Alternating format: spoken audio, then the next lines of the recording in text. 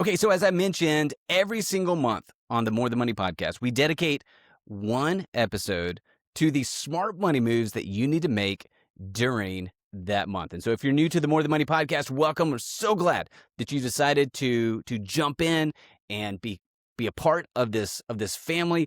This is that episode. So I have some smart money moves that you need to make during the month of March. The first smart money move that you need to make during the month of March is to be proactive about your taxes before the deadline rush, right? So April 15th is right around the corner. The last thing I want to have happen to you is that you maybe forget about putting together your taxes or getting all the information together. April 14th hits, and then you're like, uh-oh, I need to pay my taxes. And now you're forced with all this you face all this pressure. There's this big rush. You maybe miss some tax deductions. You maybe make some mistakes on your tax. I don't want that for you, and you don't want that for you. So go ahead and get proactive about your taxes. Here's what you need to do. Go ahead and organize all of your documents. You're going to get your W-2s together, your 1099s together, your charitable giving receipts. You're going to get your mortgage interest statements, your business expense records, get all of that information together, ready to be input or provided to your input into the system that you use or provided to your CPA. You're also going to review any deductions that you have or any credit eligibility that you have. So you're going to look at your retirement contributions, your HSA funding. You're going to look at your education credits, your child tax credits. Go ahead and become knowledgeable about all of those areas before you either put the information in the system that you use or send the information to your CPA. And then as you go about putting together your taxes before you click that submit button, I want you to take note of whether you owed more than you expected or received a massive refund. Because if either one of those two things happen, then more than likely you need to adjust your withholdings for 2026 so that your cash flow is a little bit more accurate. You do that on your W-4. So that is the first smart money move that you need to make. April 15th, right around the corner. We want to make sure that you're prepared. The second smart money move that you need to make, which is tied to the first, is to max out or to catch up on your tax advantage accounts. So we're talking about your IRAs, whether it's traditional or your Roth IRA, your 401ks, your 403bs, your HSAs. We want to make sure that you have maxed those out as much as you possibly can. So March is a great time to fund tax advantage accounts before the deadlines. The deadline is April 15th. So maybe you should contribute or top off one of your IRA accounts. Maybe you have a Roth IRA or traditional IRA. The limit, by the way, for 2025, which is you're contributing, it will be a 2025 contribution. The limit is $7,000. If you're over the age of 50, it goes up to $8,000. You have that $1,000 catch-up provision there.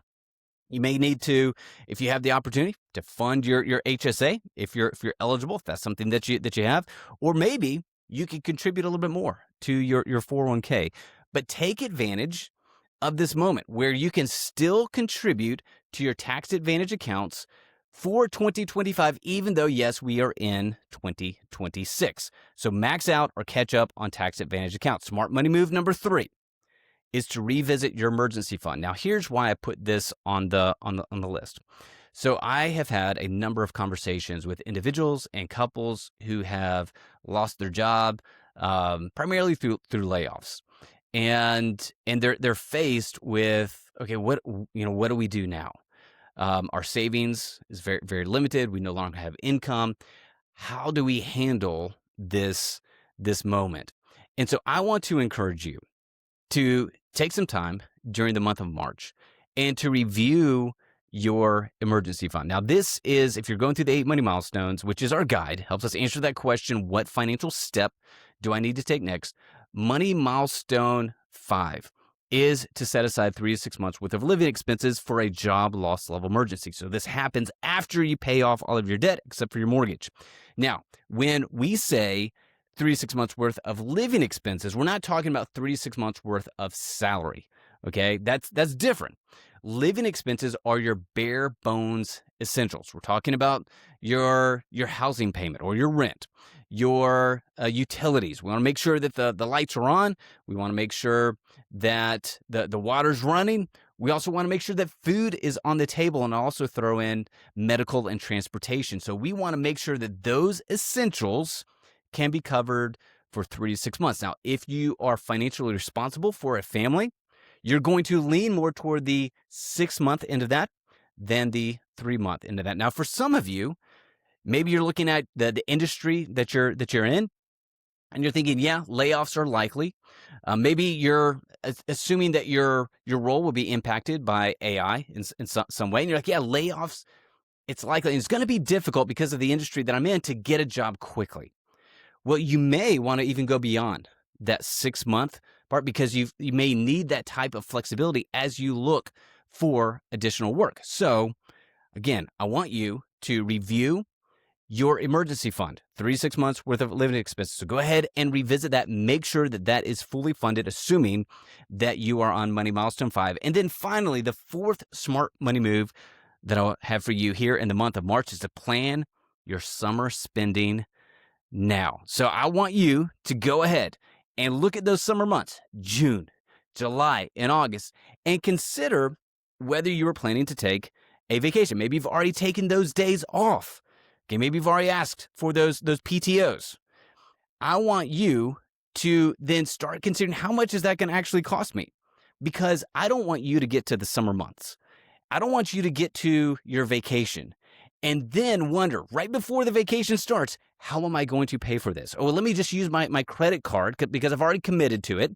Let me just go ahead and use my credit card. I'm sure it will be fine. No, I want you to have a plan for how you will pay for those expenses. So estimate how much it's going to take to go on that vacation, and then reverse engineer it and say, okay, based on that number and based on the number of months that I have left, if I were to set aside a equal amount of money every single month until that vacation hits, how much would I need to set aside so that I can ensure that I can take that vacation and pay for it with cash? Because that's just going to bring an added level of peace to your vacation. If you can pay for your vacation with cash, then suddenly that vacation becomes a little bit more light, right? It becomes a little bit more enjoyable. And after the vacation, you don't look back on a credit card statement that you can't pay off in full with regret, right?